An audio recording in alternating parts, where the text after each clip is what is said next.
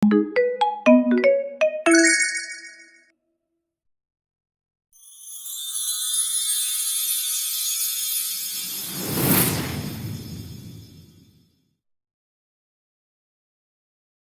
titik manapun di dunia, arah yang menghadap ke Ka'bah disebut kiblat, dan umat Islam diharapkan untuk menghadap Ka'bah saat melakukan sholat. Bagi sebagian besar orang yang tampaknya tidak mengetahui hikmah di balik Ka'bah yang suci, menganggap bahwa umat Islam menyembah rumah hitam berbentuk kubus ini. Makanya banyak yang bertanya, kenapa seorang muslim harus bersujud menghadap rumah berbatu, seperti umat Hindu yang sekarang menyembah berhala? Sekarang, apa bedanya Islam dengan agama lain dalam hal ini? Dalam Islam ada aturan bahwa jika seseorang tidak mengetahui arah kiblat atau tidak memungkinkan untuk memverifikasinya, maka dia bisa sholat ke arah mana saja yang menurutnya benar. Karena Allah Subhanahu wa Ta'ala berfirman, "Dan kepunyaan Allah lah timur dan barat, maka kemanapun kamu menghadap, disitulah wajah Allah. Sesungguhnya Allah maha luas rahmatnya, lagi maha mengetahui."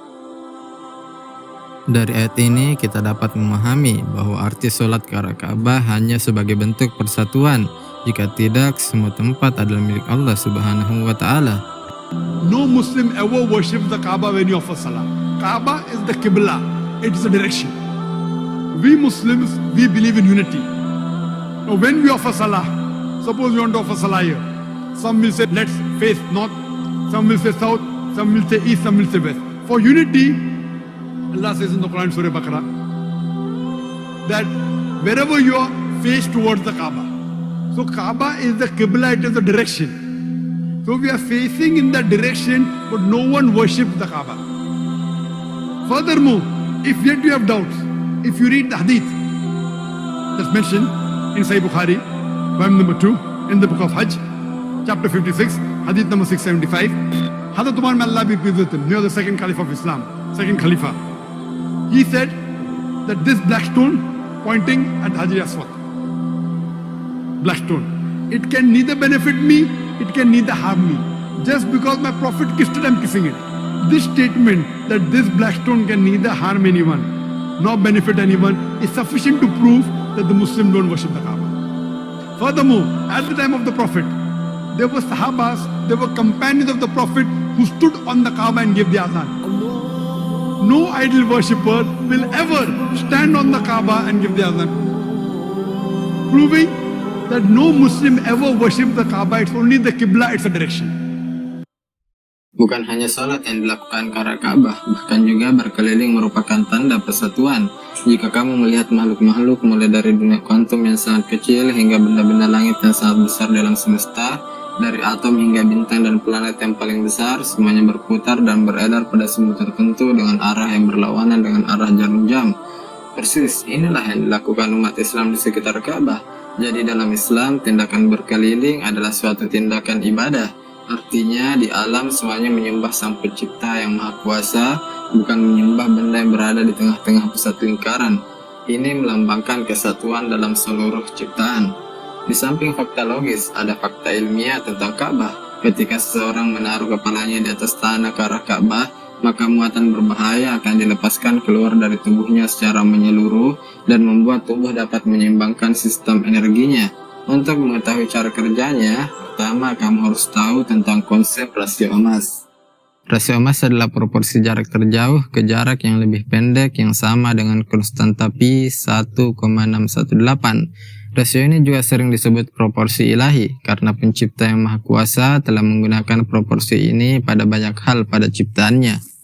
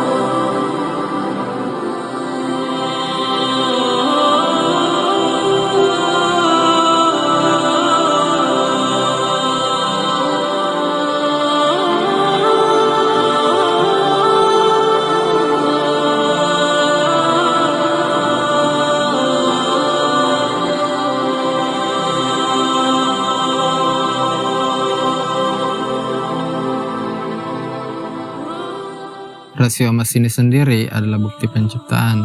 Jika kita menerapkan rasio ini di bumi, kita akan menemukan titik emas bola dunia adalah kota Mekah, sedangkan titik emas pada Mekah adalah Ka'bah. Jadi karena itu adalah titik emas dunia, maka itu adalah medan energi terkuat di bumi. فالمركزية جاءت في الاتجاه العلمي بمعنى ايه؟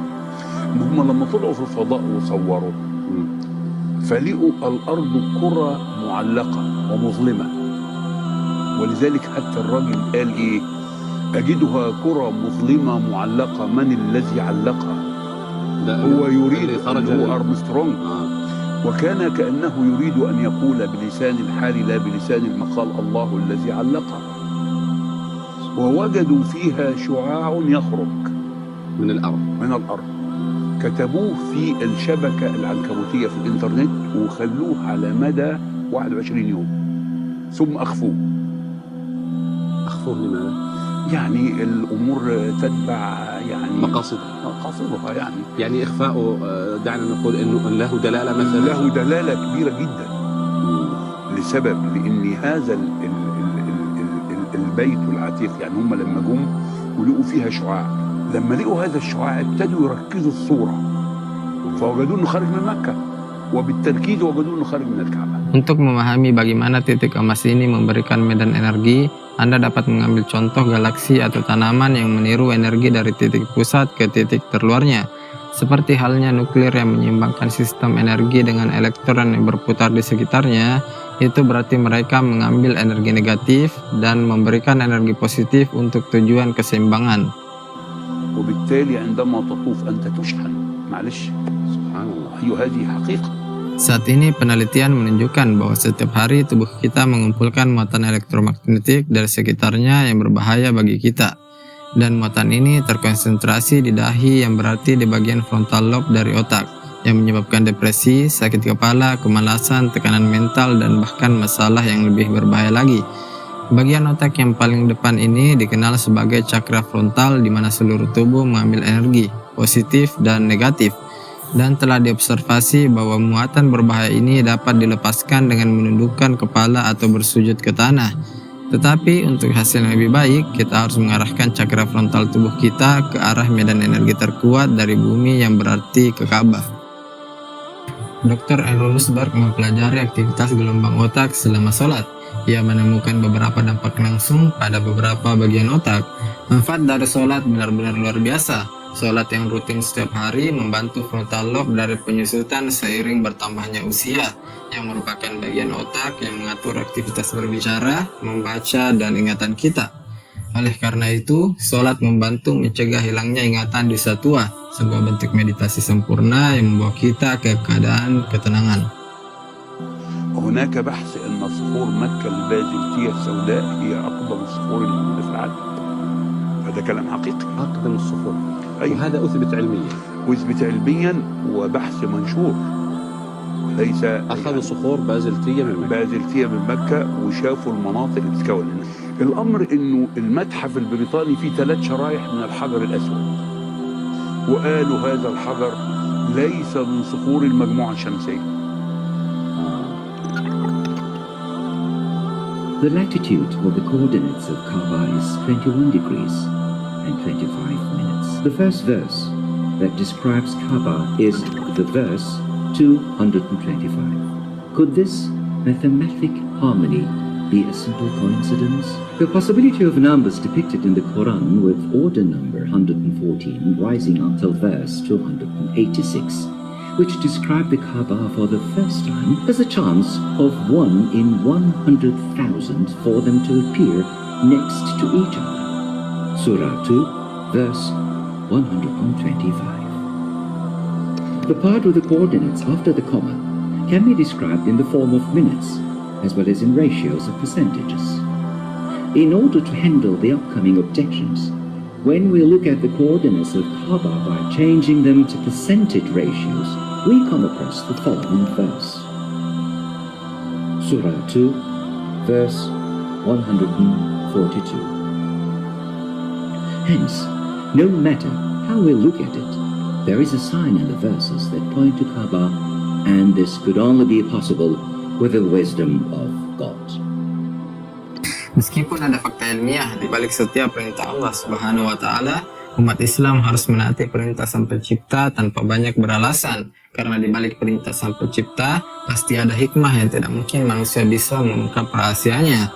Namun yang terpenting bagi kita adalah mencari ridho Sang Pencipta.